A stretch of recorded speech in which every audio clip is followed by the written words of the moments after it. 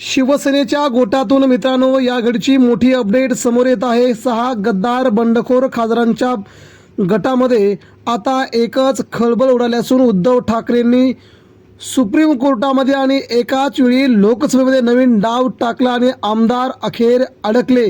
मित्रांनो, ही महत्त्वाची बातमी शिवसेनेसाठी, ठाकरेंच्या शिवसेनेसाठी आणि एकनाथ शिंदेंच्या शिवसेनेची झोप उडवणारी ही सगळ्यात मोठी अपडेट। सविस्तरपणे बातमी जाणून घेऊया। राज्याच्या राजकारणातून या बातमीने मात्र सगळ्यांचेच डोळे आता विस्फारले असून उद्धव ठाकरेंना कमी लेखणारे हे नेते आता ठाकरेंच्या पाया पडतील। कारण तसंच आहे, अजून 3 वर्ष खासदारकी शिल्लक असताना 3 वर्षाच्या खासदारकीवरती पाणी फिरण्या इतपत ठाकरेंनी आता नवीन डाव टाकला असून ओमराजे निंबाळकर यांच्यासह संजय दिना पाटील, त्याचवेळी नागेश आष्टीकर, संजय देशमुख, संजय जाधव, भाऊसाहेब वागचौरे या 6 खासदारांना सगळ्यात मोठा धक्का बसलेला आहे। ठाकरेंनी जाणून बुजून या प्रकारचा नवीन डाव खेळत शिंदेंना देखील थेट आव्हान दिलंय। तेव्हा बातमी सविस्तरपणे जाणून घेऊया। उद्धव ठाकरेंना थेट नडणं आता एकनाथ शिंदेंना तर पाठीमागेच नडलं होतं, परंतु आता मात्र 6 खासदारांना देखील याचा खूप मोठा फटका बसतोय। उद्धव ठाकरेंशी गद्दारी केल्यानंतर त्यांच्या प्रत्येक मतदारसंघामध्ये आता त्यांच्या विरोधात तीव्र संतापाची लाट निर्माण झाली आहे। ही तीव्र संतापाची लाट असतानाच महाराष्ट्रामध्ये मित्रांनो आता उद्धव ठाकरेंनी सुप्रीम कोर्टामध्ये नवीन डाव खेळला। त्याचवेळी लोकसभेचे अध्यक्ष ओम बिर्ला यांच्याकडे मागणी केली असतानाच आता 6 देखील खासदारांची 3 वर्षाची खासदारकी गोत्यात आली आहे।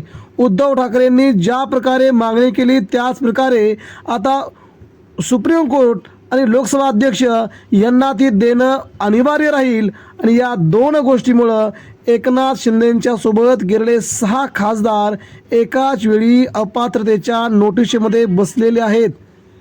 मित्रांनो, ही ठाकरेंची नवी खेळी मात्र खूप मोठ्या स्वप्नांना शृंग लावते आहे। शिंदे गटात गेलेले काही खासदार स्वतःला म्हणत होते की आता आम्हाला कॅबिनेट मंत्रिपद मिळणार, त्यामुळे राज्यातील आमच्या मतदारसंघातील सगळ्या लोकसभा क्षेत्राचा विकास करण्यासाठी आम्ही आता सज्ज होणार, अशा वल्गना करून ठाकरेंच्या पाठीत खंजीर खुपसणारे हे सगळे गद्दार आमदार, गद्दार खासदार आता मात्र यांच्या विरोधात उद्धव ठाकरे आता नवीन अस्त्र घेऊन उभं राहिल्यानंतर त्यांनी मात्र उद्धव ठाकरेंची माफी मागण्यास आता सुरुवात केली आहे।